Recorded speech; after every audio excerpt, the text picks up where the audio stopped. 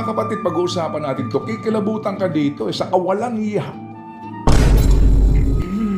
Maaga pa. Saan nila dinala pera? Yan ang isa pa. That's the question. Where is the money? And yung sinasabi kahapon ni Justice, why is there an urgency to transfer the fund? Yun ang Ba't kayo sabi niya. nagmamadali? Ba't kayo nagmamadali kung may pondo na pala yan? Ba't kayo nagmamadali? Sa inyo ba? Saan? Sa National Road Maintenance? Eh di ba meron tayong road users tax? May pondo eh. Mga kapatid, pag-uusapan natin to. Kikilabutan ka dito sa kawalang iya. Maaga pa. Direk Joey, good morning sa iyo. Alam nyo ba, mga kapatid, no? Na sa Pilipinas po, ang isa sa pinakamahirap na problemang pangkalusugan ay yung mga biktima ng stroke. Okay? Meron pong ginawang pag-aaral. Kung gaano po karaming Pilipino ang namamatay at yung po nahihirapan sa recovery. Heart attack, stroke. Stroke, ischemic, saka hemorrhagic. No? Iyan po pag-uusapan natin kasi lumalabas din ngayon, una, yung kawalan natin ng mga ospital na agad makakaresponde sa mga stroke. Huwag natin pagwalang bahala ito dahil ngayon may mga bata na stroke na. Ay, totoo yan. Di po ba? At yung ating mga nakakapanayam, yung mga magulang po ninyo, tayo ho mismo, hindi mo alam na pwede mangyari sa iyo yan. Ang tanong, kapag ba sinugod ka sa ospital, pupuntahan niyo pinakamalapit, meron ba doong pasilidad para ka ma-revive? At kung na-stroke ka na, gaano kahirap sa pamilyang Pilipino ang gastusin dito. At napakaliit na naman po ng PhilHealth subsidy para dyan. Isa po yung sa ating mga pag-uusapan, ito'y napaka-importante, usapin pangkalusugan. Na ngayon nga, i-connect natin sa halalan. Yung mga nasa entabladong yan, sasayawan ka lang yan. Pag yan nahalal na naman, malamang kung ano sabihin sa kanilang boto sa mga gantong usapin, ganun pa rin sila. Kaya po kaya tayo nasasadlak sa gantong uri ng governance. Dahil ang pinakamalaking problema sa bayan na ito, mga kapatid, pinakamalaking problema, gobyerno mismo. So dito po sa issue ng PhilHealth na ito, di po ba, tinanggalan mo ng government subsidy ang PhilHealth. Ito yung bagong kaso na isinampa. Pero itong pinag-uusapan dito ay yung pong paglilipat ng sinasabing reserve fund. Iba ho ito separate ito. May bagong petition din ngayon tungkol naman doon sa government subsidy. Ito po ang pinag-uusapan dito yung sinasabing excess, sobrang pondo. Kahapon po Excess na hindi excess. Oo. Kahapon po na klaro na Diba? Kaya din hihingi tayo ng explainer mamaya dito para muli nating ipagdiinan na tayo po'y nabudol doon sa mga sinasabi ng PhilHealth na pinayagan naman ng ilang kongresista sa kanilang pagdinig at nagamit sila sa pagkukondisyon sa isipan ng iba na nag-aawak-awak ang pera ng PhilHealth. Hindi po. Hindi. Lumabas nga po ngayon sa hearing, di ba? Sa oral argument na ang PhilHealth po may negative ang kanila pong pananalapi. Yung pong kanilang mga obligasyon na paparating, wala silang pera para doon. And then, ito nga po maganda kahapon bilang patikim mga kapatid sa naging oral argument na binanggit mo kanina, Chacha. Anong sinasabi po ng isa sa mga maestrado na tayo po'y, kaya pag humarap ka dyan, baby girl, sa ganyang uri ng oral argument, dapat preparado kang harap kasi yung justice hindi ito para mga kongresista o mga senador na widow lang. Di ba? Na-stuck na din silang unbit-bit. Preparado po sila.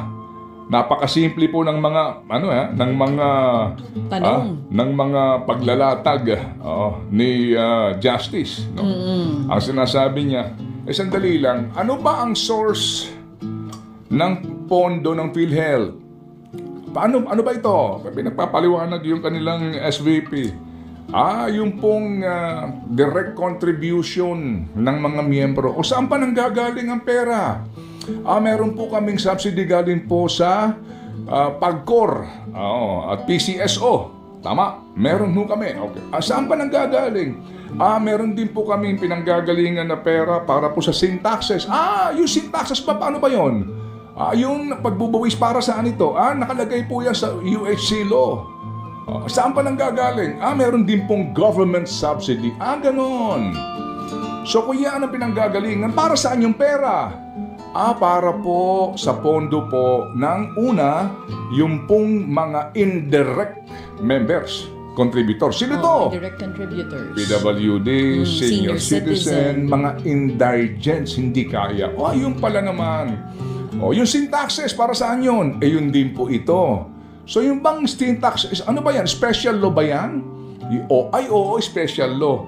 Meron siyang special purpose? Oo, special. Anong purpose niya? Para sa PhilHealth.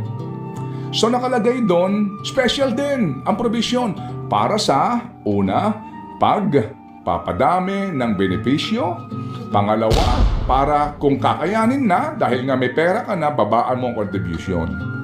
Di ba? Klaro-klaro. Sige. So, kung yan ay special na batas para sa special na adhikain, ba't mo naman gagamitin yan sa ibang bagay? True FM. Kung nanonood ka, nakikinig ka ron, sa cheese, sabi nga ni, yung boboto mo ba yun? Ha? Sa cheese, Yung election is ba yun? checkmate. Mati na eh. Hindi ba? Bulagta na eh. Paano ka hihirit doon? Oo. Ha? Alam mo, kahapon, Ano? habang nakikinig ako, walang video, oral argument nga po. May part dyan, nag-explain si, yung lagi natin kausap dito, Sir Albert Domingo. Tapos pinatawag nitong si Justice Amy Lazaro Javier, si SVP PhilHealth Renelim Shaco. There was a time, nagbiro ng kaunti itong si Justice Amy Lazaro Javier. Sinasabi niya, nasaan na? Sino mag-explain itong bagay na to? Meron siyang tinatanong. Sinasabi ni Sir Albert, hindi siya makakapag-explain ka nito, kundi si SVP Renelim Shaco. Huwag ka magtago dyan, nagtatago ka na dyan. Tapos parang nangingiti itong si Justice Amy Lazaro Javier kasi alam niya sa sarili niya na hindi nga siya masagot dun sa kanyang mga katanungan. The money should not be Yan. diverted for other purpose. Yan. The law provides for a special purpose and the source of fund is for special purpose. Kaboom! True FM. And the law is self-executing. Wala nang ibang interpretasyon. Klaro-klaro eh. Fun, okay?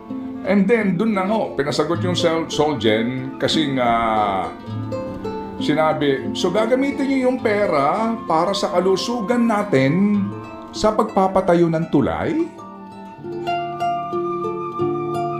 Okay, yung bang tulay na yan, yung Guimaras Bridge na iyan, yung bang Negros Bridge na iyan, meron na bang pondo yan?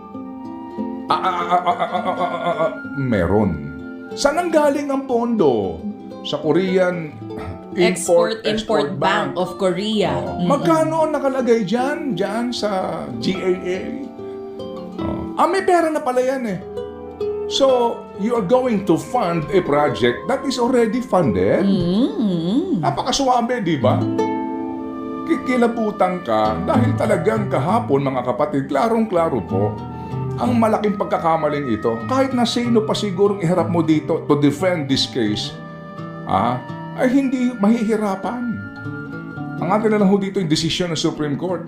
Nasabihan sila, nagkamali kayo dito, balik nyo yung pera ng PhilHealth. Isa palang issue yan. Alas 6:32 na. True FM.